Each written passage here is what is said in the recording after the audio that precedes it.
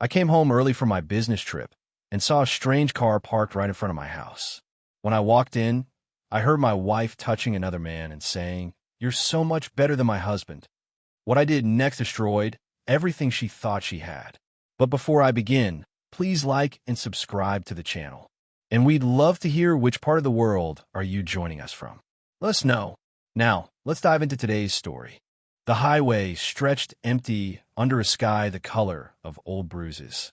Jack Calder's hands gripped the steering wheel at 10 and 2, the same way they had for 15 years of long-haul trucking. The cab of his Peterbilt hummed with the steady rhythm that usually calmed him.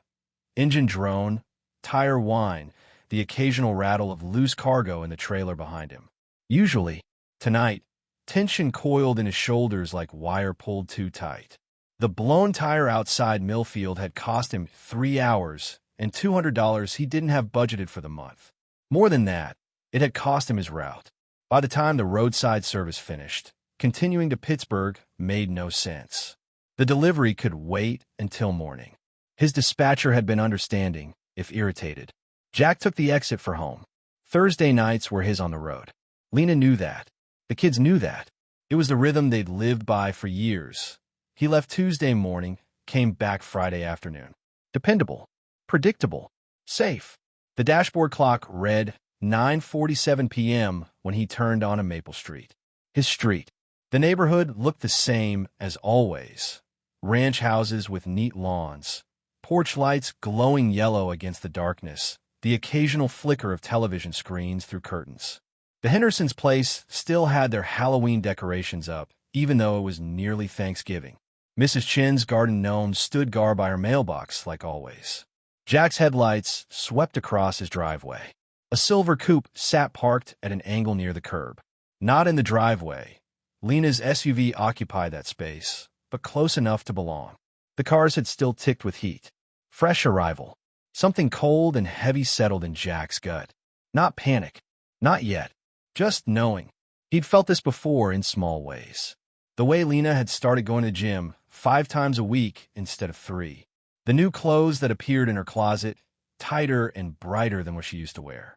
The phone she kept face down on the counter and carried with her from room to room. The way she'd stopped asking about his routes, stopped meeting his eyes during dinner, stopped reaching for him in bed. Jack had noticed. He'd said nothing. Part of him had hoped he was wrong. The truck's engine died with a shudder. Silence flooded in, thick and suffocating. He sat there for a moment, hands still on the wheel, staring at that silver car. Some part of his brain cataloged details automatically. Honda Accord, maybe 3 years old, dealer plates frame still attached, driver's seat pushed far back. A man's car. The porch light was off. That was unusual. Lena always left it on. Jack opened the truck door. The cold November air bit at his face and hands. His boots hit the pavement with sounds that seemed too loud in the quiet street. He didn't rush. Rushing felt like panic, and panic felt like losing control, and Jack Calder did not lose control.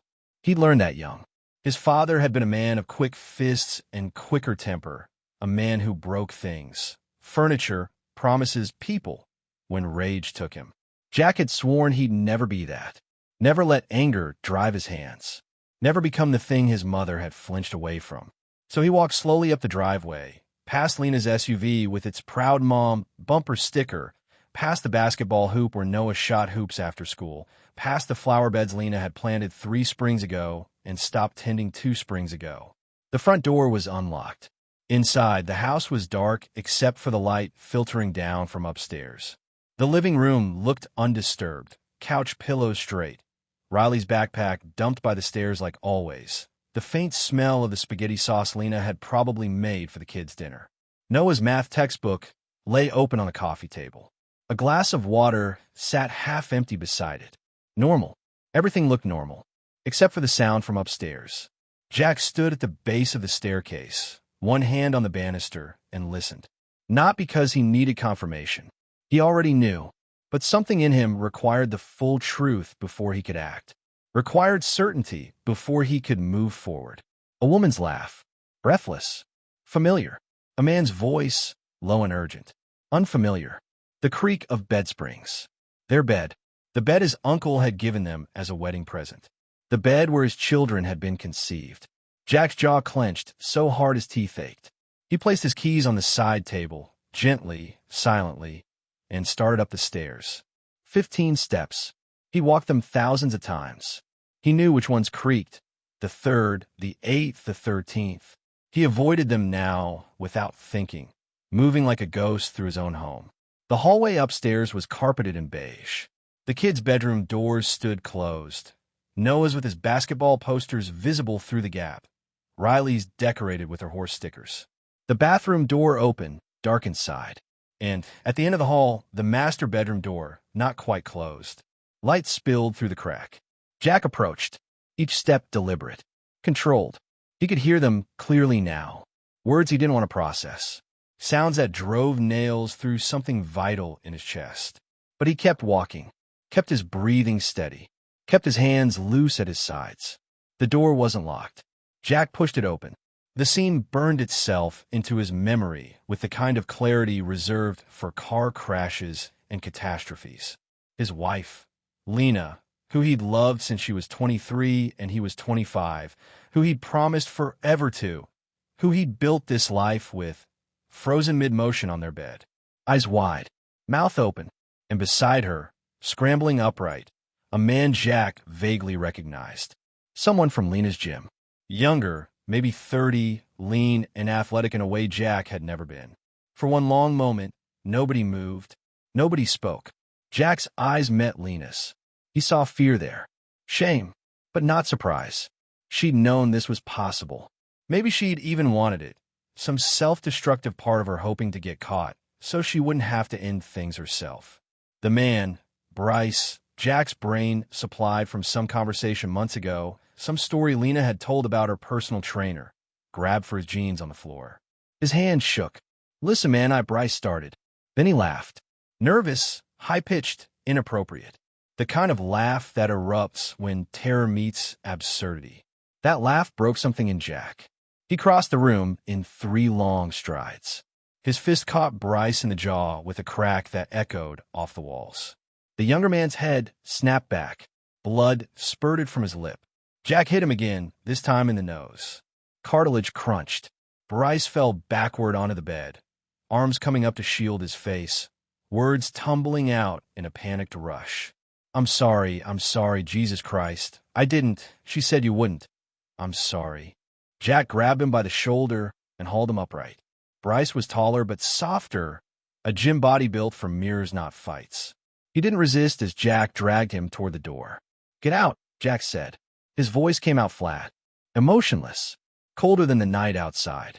Bryce stumbled into the hallway, one hand clutching his bleeding nose, the other reaching for his jeans. He didn't have shoes, didn't have a shirt, didn't matter. "Get out of my house," Jack repeated. Bryce ran. His bare feet slapped against the stairs. The front door crashed open. Cold air rushed up from below. Jack watched him go, then turned back to the bedroom. Lena had pulled the sheet around herself. She sat on the edge of the bed, shaking, makeup smeared, her hair wild. When she looked at him, tears streamed down her face. "Jack, please, I can explain." "No," Jack said. "It was a mistake. I never meant for this to." "No," he repeated, harder this time. "Please, just listen. We can work through this." Jack walked past her to the closet. He pulled the doors open and started removing her clothes. Hangers scraped against the rod. He grabbed armfuls, the dresses she'd bought for nights out, the workout clothes she lived in lately, the jeans and blouses and scarves, and carried them toward the stairs. "What are you doing?" Lena's voice climbed toward hysteria. "Jack, stop, what are you?" He descended the stairs, walked to the front door, still hanging open, spilling cold air and darkness into the house, and threw the clothes onto the lawn. They scattered across the grass in a heap of color and fabric. Lena followed him down, the sheet wrapped around her like a toga, her voice rising. "You can't do this. This is my house, too." "Jack, please, I made a mistake. People make mistakes." He went back upstairs, grabbed more clothes, her shoes, the purse she kept on the dresser, the toiletries from the bathroom, each trip methodical, systematic. Porch lights flickered on up and down the street. Neighbors' faces appeared in windows. Jack didn't care. Let them watch. Let them see what she'd done, what she'd forced him to do. On his fourth trip down, Lena tried to grab his arm. Jack, stop. Think about the kids. Think about. He stepped back, away from her touch, and she flinched at the look on his face. I'm thinking about the kids, Jack said quietly. That's why you're leaving. You made this choice when you brought him into our bed, into their home. You don't get to stay now. I have nowhere to go. You should have thought of that before. He made 2 more trips. By the time he finished, her entire side of the closet was empty. The lawn looked like a yard sale disaster. A bra hung from a rose bush. A high-heeled shoe lay on its side near the mailbox. Mrs. Chun stood on her porch across the street, arms crossed, watching. The Hendersons had their door open a crack. Even old Mr. Patterson, 2 houses down, had come outside, his walker scraping against his porch. Lena stood in the doorway, still wrapped in that sheet, sobbing. Please, she whispered. Jack, please. I love you. I made a mistake. Please don't do this. Jack looked at her. Really looked. He tried to find the woman he'd married, the one who'd laughed at his terrible jokes, who'd held his hand through his mother's funeral, who'd cried happy tears when they brought Noah home from the hospital. He tried to feel something other than this hollow, aching cold. He felt nothing. Pack a bag, he said. Take whatever you can carry. Then leave. My car. Take it. The kids are asleep at your mother's for the night. Like every Thursday. His voice didn't waver. I'll tell them tomorrow, after school, and I'll tell them the truth. Lena's face crumpled. You can't. I can, and I will. Jack stepped back inside and started closing the door. You have 15 minutes. Then I'm calling the police and reporting a trespasser. He shut the door in her face. Inside, silence pressed against his ears. Jack walked to the living room and sat down on the couch. His hands trembled slightly, the only outward sign of everything crashing through him. Rage, grief, betrayal, relief. All of it tangled together until he couldn't separate one from another. Above him, he heard Lena moving around, dresser drawers opening, bathroom cabinet closing, footsteps back and forth. She was crying. He could hear that too, but the sound felt distant, like it was happening to someone else. 14 minutes later, the front door opened. Lena stood there with an overnight bag over her shoulder, dressed now in jeans and a sweatshirt. Her face was puffy and red. She looked like she wanted to say something. Jack stared at the wall. The door closed. Her SUV started. Tires crunched on gravel. The sound of her engine faded down the street. Jack sat in the silence for a long time. The house ticked and settled around him. The refrigerator hummed in the kitchen. Somewhere outside, a dog barked. He'd thought this moment would feel like victory, like justice. Instead, it just felt like ending. Eventually, Jack stood. He went upstairs, stripped the bed, carried the sheets to the garage, and stuffed them in the trash. He found clean linens in the hall closet, the spare set, plain blue, nothing special, and made the bed again. Smoothed the blanket, arranged the pillows. Then he lay down on top of the covers, fully dressed, and stared at the ceiling until dawn broke gray and cold through the windows. When morning came, he got up, made coffee, and went to pick up his children. The lies started small. Jack first heard about them 3 days after Lena left. Noah came home from school with his jaw tight and his eyes stormy. Threw his backpack against the wall hard enough to knock down one of Riley's school photos. They're saying you hit Mom, Noah said without preamble. No hello. No how was your day? Just accusation wrapped in teenage anger. Jack had been folding laundry at the kitchen table, a task he'd never had to think about before, one of the 100 small things Lena had handled that he was now figuring out on the fly. He set down the t-shirt he'd been working on and looked at his son. Who's they? Everyone. Kids at school. Their parents. Noah's hands clenched into fists at his sides. Tyler's mom asked if we were safe here, if we needed help. Riley appeared in the doorway behind her brother, her face small and worried. She was clutching her stuffed horse, the one she'd supposedly outgrown last year, but had been sleeping with every night since Lena left. Jack kept his voice level. I never hit your mother. Then why is she telling people you did? Because people don't like to be the villain in their own story, Jack said. He gestured to the chairs. Sit down. Both of you. They sat. Riley climbed into the chair next to Jack, staying close. Noah took the seat across the table, arms crossed, still defensive. Jack had thought about this conversation for 3 days, since he'd sat them down Friday evening and told them their mother wouldn't be living there anymore. They cried. Riley had asked if it was her fault. Noah had demanded to know why.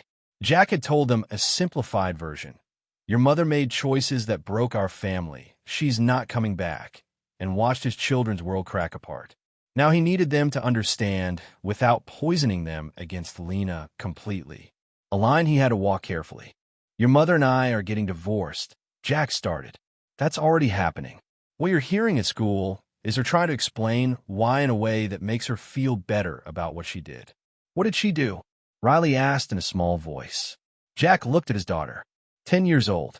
Still believed in magic and fairness and happy endings. How did he explain this without stealing that from her? She broke promises, he said finally. Adult promises. The kind that mean you can't stay married anymore. Did you hurt her?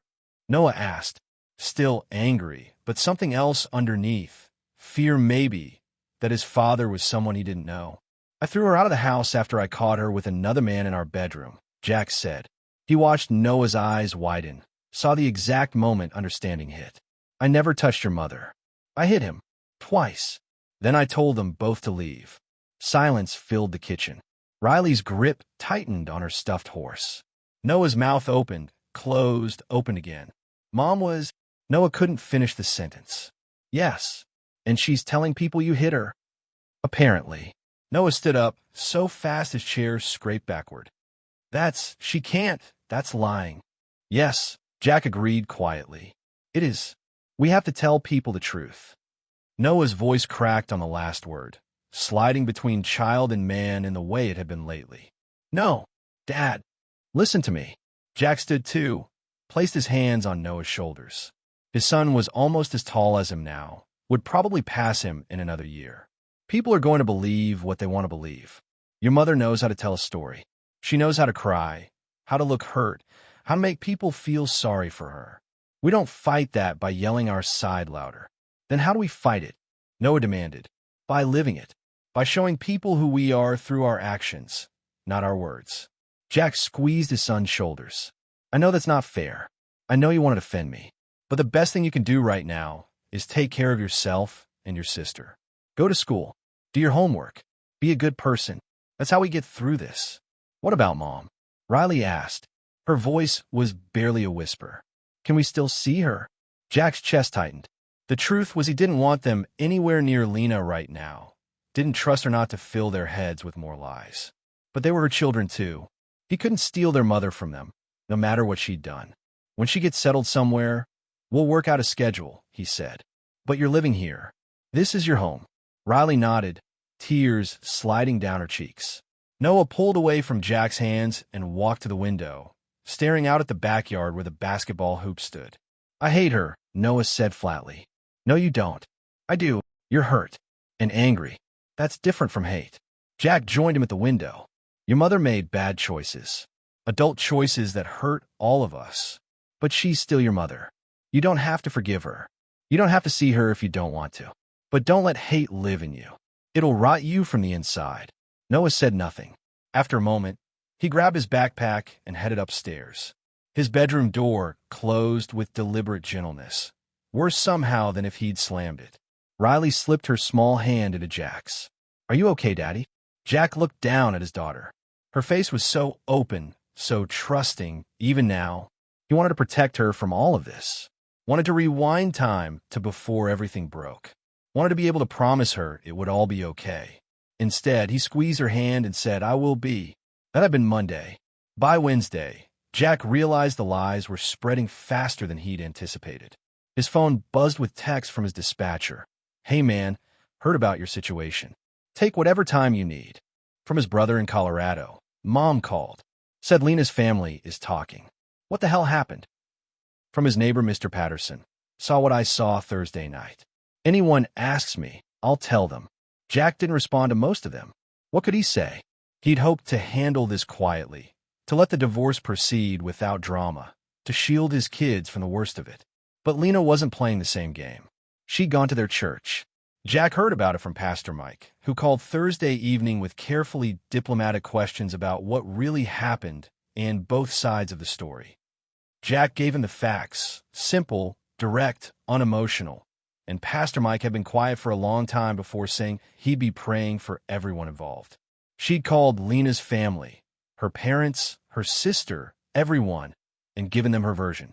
Jack knew this because Lena's mother left him a voicemail calling him an abuser and threatening to sue for custody of the kids. Her sister posted something vague on social media about supporting survivors that half their mutual friends shared. She told her gym friends, her book club, probably the cashier at the grocery store. The story grew with each telling. Jack had hit her, screamed at her, threatened her, forced her to flee in fear for her safety. None of it was true. All of it was spreading. Friday morning, Jack received an envelope in the mail. Legal letterhead, heavy paper. Inside, divorce papers. Jack sat at the kitchen table, the same table where they'd eaten thousands of meals, where they'd helped the kids with homework, where they'd planned their lives, and read through the filing. Lena wanted the house, the one his uncle had left him, the one he'd owned free and clear before they'd even met. She wanted full custody of Noah and Riley. She wanted spousal support, $1,000 a month for 5 years. She wanted half of everything. His retirement account, his truck, his savings, all of it. The filing painted him as a violent, controlling man. It claimed she'd lived in fear. It requested a protective order.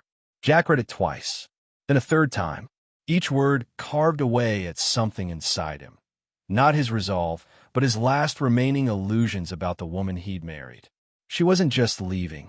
She was trying to destroy him, to take everything, to rewrite their entire marriage as captivity and abuse. He folded the papers carefully, slid them back into the envelope, and called the lawyer whose number Mr. Patterson had given him Sunday evening. "I need representation," Jack said when the secretary answered, "for divorce. And I need someone who doesn't lose." The lawyer, Thomas Garrett, 58, with a reputation for being ruthless in family court, met with Jack that afternoon. His office was small and cluttered, files stacked on every surface, a window overlooking a parking lot. Nothing fancy, but his eyes were sharp when Jack walked in, assessing. "Tell me what happened," Garrett said. No preamble, no pleasantries. Jack told him everything. The affair, the confrontation, throwing Lena out, what he'd hit Bryce with and why. The lies spreading now, the divorce papers claiming abuse. Garrett listened without interrupting, taking notes on a yellow legal pad. When Jack finished, the lawyer leaned back in his chair and tapped his pen against the desk. "You hit the boyfriend," Garrett said. "It wasn't a question." "Yes." "How many times?" "Twice. In my bedroom, after I caught him sleeping with my wife." "Any weapons?" "My fists." "Did you hit your wife?" "No. Ever. Never." Garrett nodded. "Good. That's important. Because she's going to claim you did. She's going to cry on the stand. She's going to bring photos of bruises. She's going to make you look like a monster." Jack's jaw tightened. "I know, but here's what she doesn't know," Garrett continued, leaning forward. "She's overplayed her hand.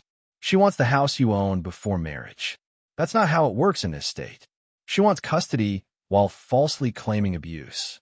That's going to backfire when we prove she's lying. She wants spousal support after having an affair.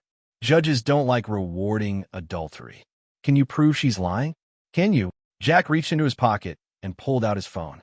He'd spent the last 3 nights going through everything: texts, emails, bank statements, phone records. Building a case the way his uncle had taught him to build a house. Foundation first, every piece solid, nothing that could fall apart under pressure. He found text messages between Lena and Bryce going back 4 months. Plans to meet at the gym. Complaints about her boring husband, who was always on the road. Discussions about where they could go without being seen. And one message, sent 2 days before Jack came home early. "He's gone until Friday. Come over Thursday night. We'll have the place to ourselves." She'd known. She'd planned it. She'd invited Bryce into their home, into their bed, knowing Jack was supposed to be away. Jack showed Garrett the messages. The lawyer's expression didn't change, but something glinted in his eyes. "You kept these?" "I kept everything." Text going back 2 years. Bank statements showing charges at hotels I never stayed at. Credit card receipts from restaurants I never ate at.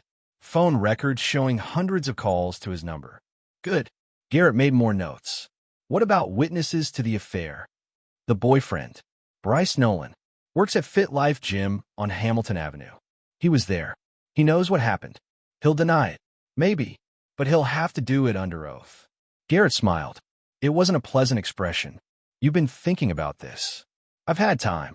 For the next hour, they built Jack's counterargument. Not just a defense, an offense. They would fight every claim, challenge every request, demand truth where Lena had sown lies.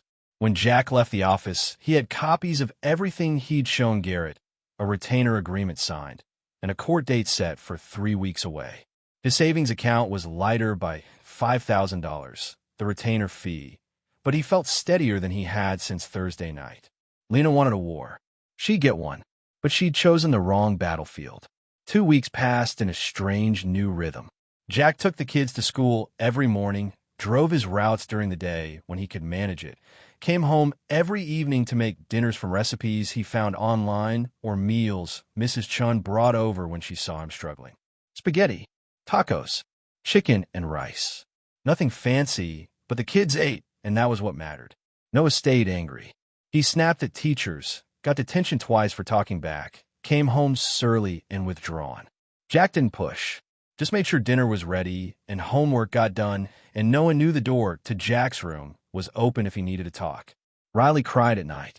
Jack heard her through the walls, soft sounds she tried to muffle in her pillow. He'd sit outside her door sometimes, listening, wanting to fix it and knowing he couldn't. Some hurts didn't have quick fixes. Lena called. Jack didn't answer. She texted. He responded only about logistics, what time she could pick up the kids for supervised visits her lawyer had arranged, where they could do the exchange so nobody had to come to the house. Brief, factual, cold. She tried to engage him, sent messages that started with "I'm sorry" and spiraled into explanations he didn't read. Sent photos of the small apartment she'd rented across town, trying to show she was getting her life together. Sent articles about forgiveness and healing. Jack deleted them all. The court date approached. Garrett called twice to prepare, walking Jack through what to expect, how to dress, how to speak, what questions would be asked, how to stay calm even when Lena's lawyer tried to provoke him. They'll paint you as violent, Garrett warned. They'll bring up you hitting the boyfriend. They'll try to make it sound like you flew into a rage and could have killed him. I hit him twice and then stopped, Jack said. That's not rage. That's control. Good. Remember that. You were defending your home, your family. You used minimum force to remove a threat. You didn't chase him, didn't use weapons, didn't keep hitting when he was down. That's the story we tell. Jack understood stories. He'd watched Lena tell hers for 2 weeks now, watched it spread like poison through their community, watched friends choose sides, watched neighbors stop waving, watched his children suffer for something they hadn't done. But he also understood truth, and truth, presented correctly, was stronger than any story.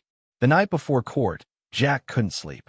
He lay in bed, the bed he'd remade with new sheets, the bed that still felt wrong without another person there, and thought about the 15 years he'd spent with Lena. There had been good times, real ones, laughter and inside jokes and moments of genuine connection. Watching Noah take his first steps, Riley's birth, complicated and scary, Lena strong through all of it. Anniversaries where they'd been too broke for fancy restaurants, but happy anyway. When had it changed? He tried to pinpoint the moment, the day when she'd looked at him and seen someone she wanted to betray. Was it gradual? Or was there a single instant, something he'd said or done or failed to do, that shifted everything? Maybe it didn't matter. Maybe people just changed sometimes, wanted different things, became different people. Maybe there was no villain, just two people who'd built something that couldn't hold.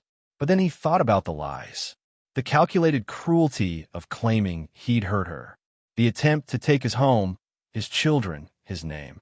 That wasn't just wanting something different. That was trying to destroy him to avoid responsibility for her own choices. No, there was a villain in this story, and he was going to make sure everyone knew it. Jack got up before dawn, dressed in the suit he'd worn to his uncle's funeral 3 years ago, the only suit he owned, and drove to the courthouse. Garrett was waiting on the steps, briefcase in hand, looking severe and professional. Ready? The lawyer asked. Jack nodded. Inside, the courthouse smelled like floor polish and old coffee. Their case was third on the docket. They sat on hard wooden benches while two other couples had their lives dissected and divided by strangers in black robes. Jack watched how it worked. Lawyers presenting evidence, judges asking questions, people crying or staying stone-faced, depending on how things were going. Then their names were called. Lena was already there with her lawyer, a younger woman named Davidson with perfect makeup and a sympathetic expression that looked practiced. Lena wore a demure dress, minimal jewelry, her hair pulled back. She looked small, vulnerable, exactly what she wanted to project. She didn't look at Jack as he walked past his table. The judge, Honorable Patricia Reeves, according to the nameplate, was a woman in her 60s with gray hair and sharp eyes. She read through the filings with the bored efficiency of someone who'd seen 1,000 cases just like this one. Mrs. Calder, Judge Reeves said, "You're requesting the marital home, full custody, and spousal support." "On what grounds?" Davidson stood. "Your Honor, my client fled an abusive situation and needs stability to rebuild her life. The marital home provides that stability. The children need to be protected from further trauma. And Mrs. Calder has no income after dedicating herself to homemaking while Mr. Calder controlled the finances." "Mr. Calder?" The judge looked at Jack. Garrett stood smoothly. "Your Honor, Mr. Calder owned the home before the marriage through inheritance. It was never marital property.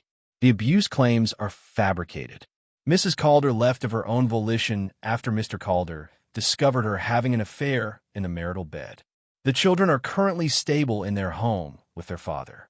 And Mrs. Calder is employed part-time by choice, not necessity." Judge Reeves looked back at Lena. "You're claiming abuse, Mrs. Calder?" Lena stood slowly. When she spoke, her voice trembled. "Yes, Your Honor. My husband, he has a violent temper. When he found out about my friendship with another man, he attacked him. He threatened me. I was terrified. I had to leave in the middle of the night with just the clothes on my back." "That's interesting," Garrett said mildly, "because witnesses observed Mrs. Calder leaving in her vehicle with packed bags the following morning after Mr. Calder removed her belongings to the lawn. Not quite fleeing in terror." Davidson objected. Judge Reeves sustained. The battle began. For 2 hours, they fought through every claim. Garrett presented the text messages. Lena visibly paled when he read them aloud in court. He showed bank records proving the house was Jack's before marriage. He called Mr. Patterson, who testified he'd seen everything from his porch and Lena had left willingly, not in fear. Then Davidson called Bryce Nolan. The younger man walked in looking like he wanted to be anywhere else. His nose had healed but was still slightly swollen. He wouldn't meet Jack's eyes as he took the stand. Davidson walked him through it gently. The affair. The night Jack came home. The violence. "He hit me," Bryce said. "Twice. I thought he might kill me." "And why were you at the Calder residence?" Garrett asked on cross-examination. "I was invited." "By whom?" "Lena." "Mrs. Calder." "For what purpose?" Bryce's face reddened. "We were seeing each other." "Seeing each other," Garrett repeated. "Could you be more specific?"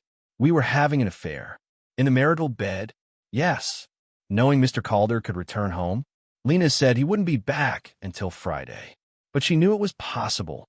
Bryce shifted in his seat. "I guess." "And when Mr. Calder did come home and found you in his bed with his wife, what happened?" "He attacked me." "How many times did he hit you?" "I don't know, man. It was—" "How many times, Mr. Nolan?" "Twice. Maybe 3 times. And then he dragged me out, told me to leave." "Did he chase you?" "No." "Did he continue hitting you after you were in the hallway?" "No." "Did he use any weapons?" "No." "Did he make threats against your life?" "He told me to get out of his house."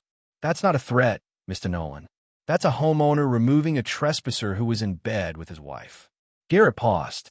"After he hit you twice and stopped, did you require medical attention?" "I know.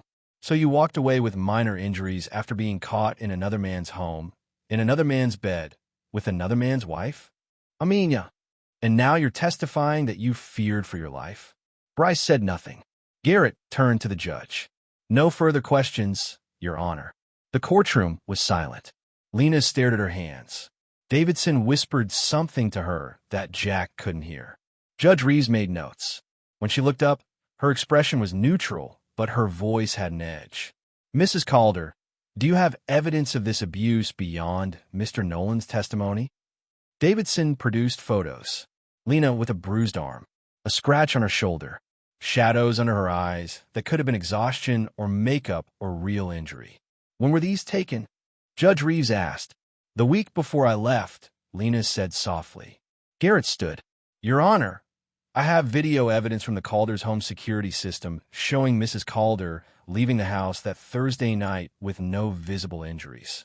He'd pulled the security footage from Jack's system, a camera by the front door that caught everyone coming and going. Now, on a screen wheeled into the courtroom, it showed Lena walking out with her bag over her shoulder, face clear and unmarked under the porch light. That video is from the night in question, Garrett said. No bruises visible, no injuries. And yet these photos claim to be from the week before? That makes no sense unless the injuries came after she left, not before. Lena's face crumpled. Davidson objected again, but her heart wasn't in it. Everyone in the courtroom could see the lie unraveling. Judge Reeves called a recess. They reconvened an hour later. By then, something had shifted. Davidson and Garrett had negotiated in a side room, while Jack and Lena waited in separate areas. When they returned, Davidson looked grim and Lena looked like she'd been crying. The settlement was read aloud. Jack kept the house. Primary custody. No protective order. Lena got supervised visitation pending completion of counseling, a small settlement from the joint savings, and no spousal support. Mrs. Calder, Judge Reeves said before adjourning, I strongly suggest you consider the consequences of making false accusations in my courtroom. You're fortunate Mr. Garrett isn't pursuing charges for defamation or perjury. Do not mistake judicial mercy for judicial approval of your behavior. Lena nodded, tears streaming down her face. Jack felt nothing. Not victory, not satisfaction, just exhaustion and a hollow sense of something ending. Outside the courthouse, Garrett shook his hand. Good work in there. Thank you. She'll appeal parts of it. They always do. But you've got the house, you've got your kids, and you've got the truth on record. That's what matters. Jack nodded. He watched Lena and Davidson walk to their car across the parking lot. Lena's shoulders shook. She looked destroyed. Part of him wanted to feel sorry for her. Part of him remembered the woman he'd loved before all this and grieved for who she used to be. But then he thought about Riley crying herself to sleep every night. Noah's anger eating him from the inside. The lies spread through their community. The attempt to steal his home and his children. No, she made her choices. These were the consequences. Jack got in his truck and drove to pick up his kids from school. He had dinner to make and homework to supervise and a life to rebuild from the pieces she'd try to shatter. He'd do it, day by day, step by step, and he'd do it without her.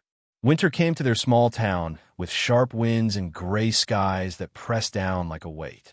Jack watched the seasons change from his kitchen window while the coffee brewed each morning, a ritual he'd built in the 3 months since the divorce was finalized. The house felt different now, quieter in some ways, louder in others. Riley's laughter when she and Noah argued over the remote. The basketball bouncing in the driveway after dinner. The absence of tension that used to hum through the walls like electricity before a storm. Lena's life, from what Jack heard through fragments and whispers, had taken a different trajectory. Bryce had vanished first. The gym membership Lena had maintained, even though she'd lost her job there as a front desk clerk once the full story circulated, showed his account had been closed 2 weeks after the court date. A mutual acquaintance mentioned he'd transferred to a Fit Life location in Columbus. Blocked Lena's number. Wanted nothing to do with the wreckage he'd helped create. Can't say I blame him, Mrs. Chun had said one evening when she'd brought over casserole and stayed to chat. Boy played stupid games, won stupid prizes. Jack hadn't responded. He was done talking about Bryce Nolan. Lena's apartment, according to Noah, who'd been there twice for supervised visits at a neutral location, was small and dark and smelled like mildew. She got a job at a retail store folding clothes for minimum wage. Her car had broken down. Her sister had stopped calling.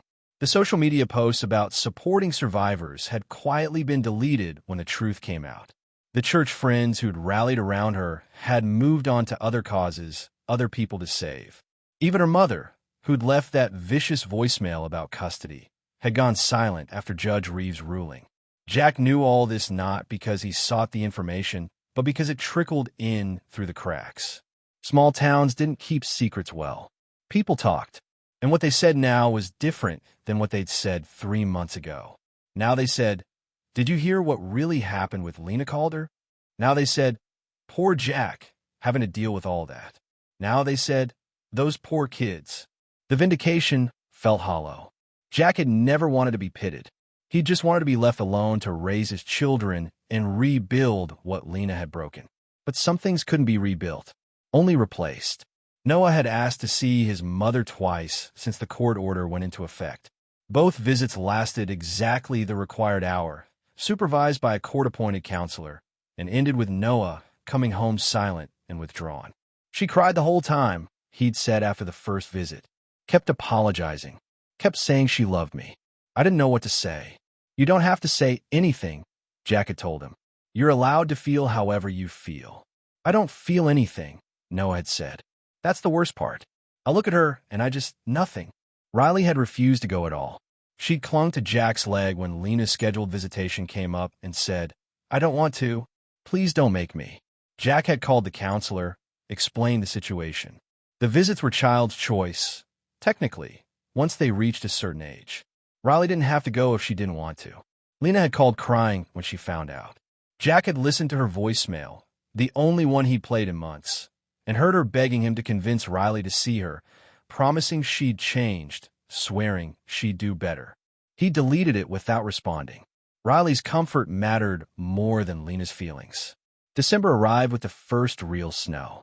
Jack drove carefully through white-covered streets to pick up a Christmas tree from the lot downtown. Noah helped him wrestle it into the living room.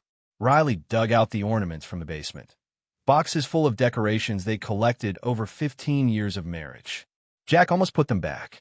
Too many memories. Too many ornaments Lena had chosen, ornaments that marked anniversaries and trips and moments that felt tainted now. But Riley was watching him with hopeful eyes, holding a felt reindeer she'd made in kindergarten, and Jack couldn't take that from her.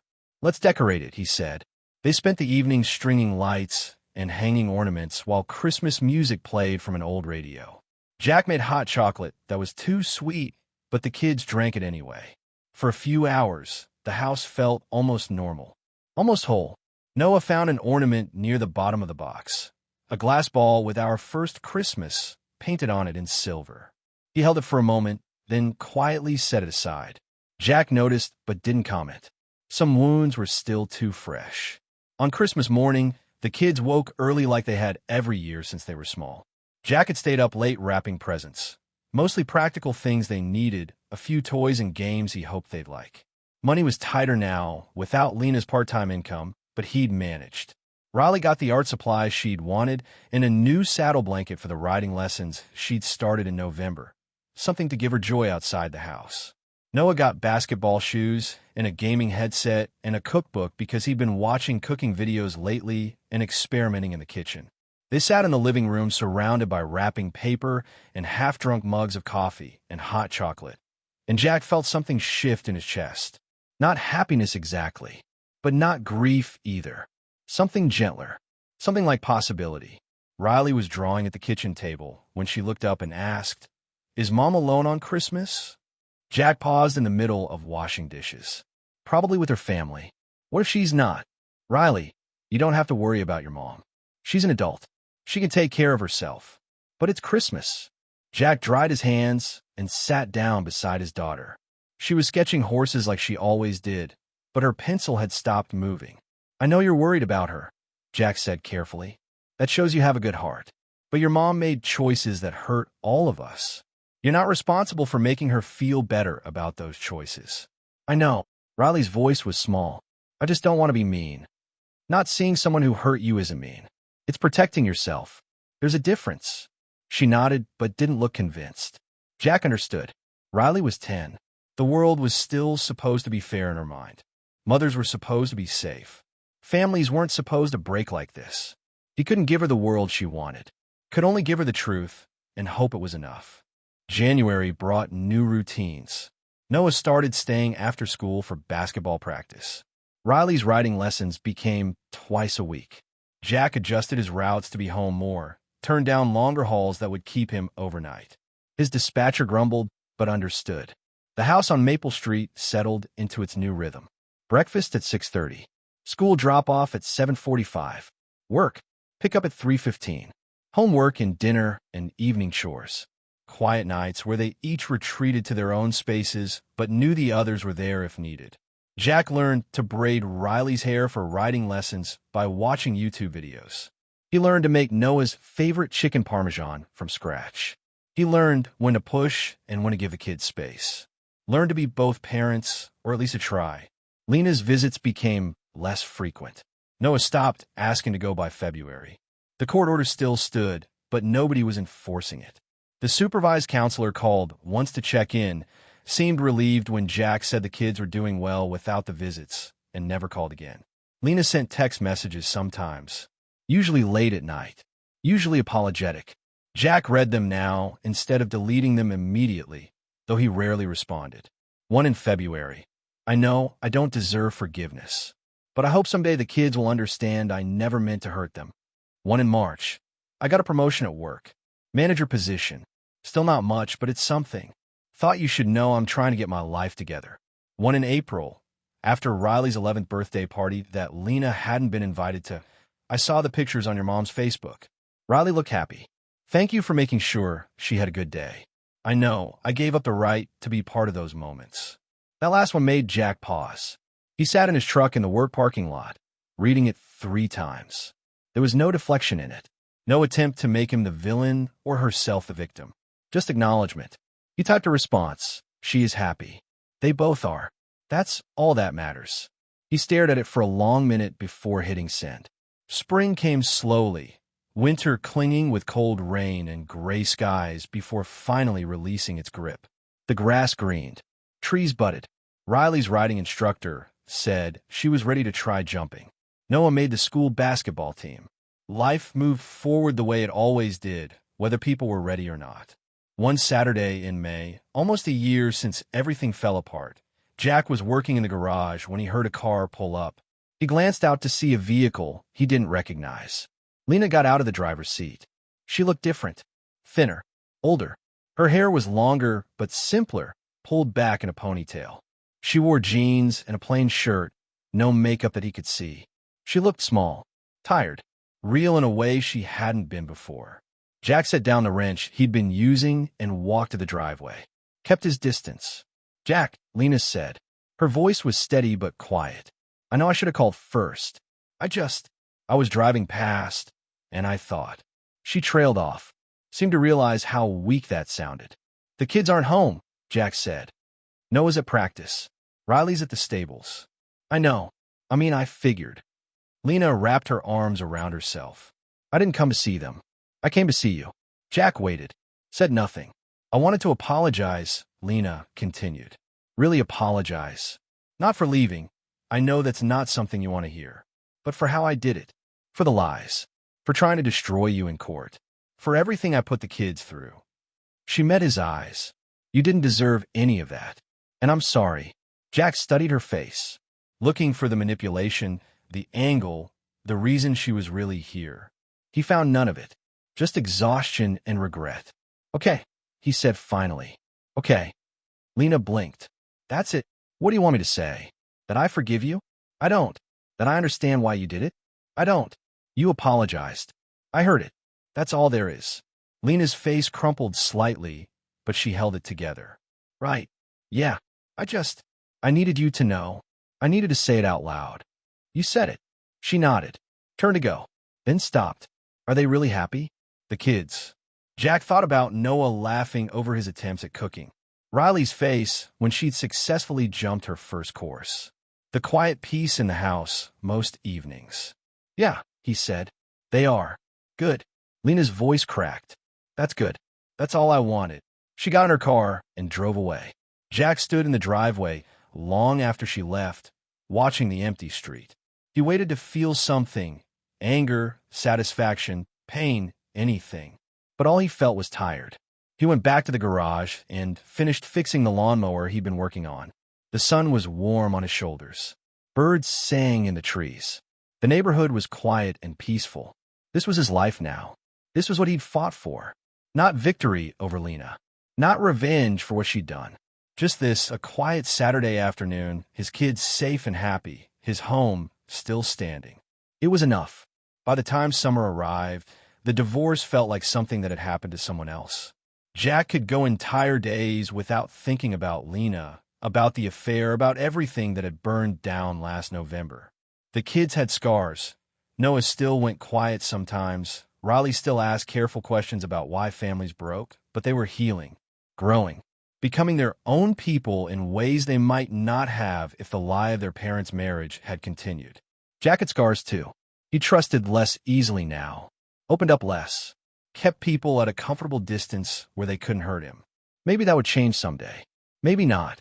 Either way, he was okay with it. One evening in late July, he sat on a back porch while Noah and Riley played basketball in the driveway.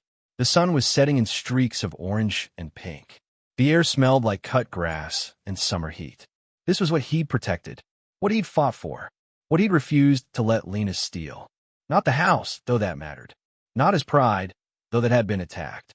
But this, his children's laughter, their safety, their chance to grow up whole despite everything that had tried to break them. She'd lost the life she thought she could keep while betraying it. He'd lost a marriage, but kept his home, his children, and his dignity. And in the end, that was the only win he'd ever wanted. Riley called for him to come play. Noah challenged him to a game of horse. Jack stood, stretched, and walked down to join them. The past was done. The future was uncertain. But tonight, this moment, this life they'd built from the ashes, this was enough. This was everything.